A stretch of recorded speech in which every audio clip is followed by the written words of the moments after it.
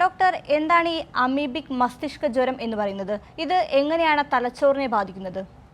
Amoebic മസ്തിഷ്ക ജ്വരം എന്ന് പറയുന്നത് നമ്മളിപ്പം നമ്മുടെ ന്യൂസിലെല്ലാം കേട്ടുകൊണ്ടിരിക്കുന്ന ഒരു രോഗമാണ്. കുറേ നൂറ്റാണ്ടുകളായിട്ട് നമ്മൾക്ക് അറിയാവുന്ന ഒരു രോഗമാണിത്. നമ്മളൊക്കെ സ്കൂളുകളിൽ പഠിക്കുമ്പോൾ അമീബയെക്കുറിച്ച് കേട്ടിട്ടുണ്ട്. എന്നാൽ അന്ന് നമ്മൾ പഠിച്ചിരുന്ന അമീബ എന്ന് പറയുന്നത് ഒരു ജീവിയുടെ ഉള്ളിൽ വസിക്കുന്നതായിട്ടുള്ള അമീബയാണ്.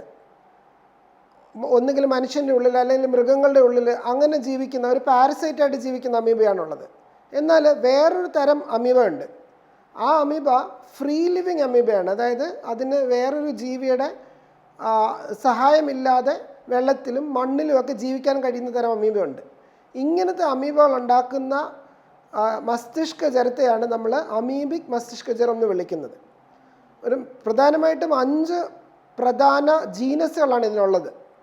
ഏറ്റവും പ്രധാനം നെഗലേറിയ എന്നുള്ളതാണ്. നെഗലേറിയ ഫൗളേരി, അതിന് കൂട്ടത്തിൽ എക്കാന്തമീബ ഉണ്ട്, ബാലമുത്തിയ എന്ന് പറഞ്ഞതുണ്ട്, വെർമബീബ ഉണ്ട്, സാപ്നിയ ഉണ്ട്. ഇങ്ങനെ ഒരു 5 മെയിൻ ജീനസ് ഉണ്ട്. ഇതിൽ നിന്നുണ്ടാകുന്ന അസുഖമാണ് അമീബിക് മസ്തിഷ്ക ജ്വരം എന്ന് പറയുന്നത്. ഇതിൽ പ്രധാനപ്പെട്ടത് നെഗലേറിയാണ്.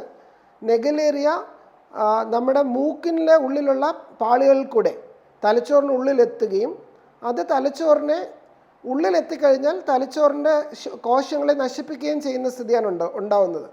പലപ്പോഴും നമുക്ക് കൃത്യമായ ചികിത്സ ഇല്ലാത്ത ഒരു അസുഖമായിട്ട് ഇത് തീരാറുണ്ട്. ഇതാണ് അമീബിക് മസ്തിഷ്ക ജ്വരത്തെക്കുറിച്ച് നമുക്കുള്ള ബേസിക് അണ്ടർസ്റ്റാൻഡിങ്.